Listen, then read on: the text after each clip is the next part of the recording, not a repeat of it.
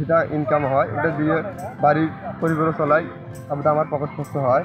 তারপরে আমি 5 পর্যন্ত করছিলাম, করিয়ে তারপরে বাদ দিচ্ছি বাড়ির আর্থিক সমস্যার কারণে পাইনি লেখাপড়া করতে। লেখাপড়া করে আমি ভালো কিছু হতে চাচ্ছিলাম, ডাক্তার এবং যে কোনো একটা কিছু ভালো ধরনের হতে পারি নাই। আমরা এলাম 4 ভাই, আমরা 2 ভাই মনে করেন ব্যবসা বাণিজ্য করি, আর 2 ভাই আমার ছোটো। তা আমার আশা আছে 2 ভাই দিয়ে লেখাপড়া করাবো।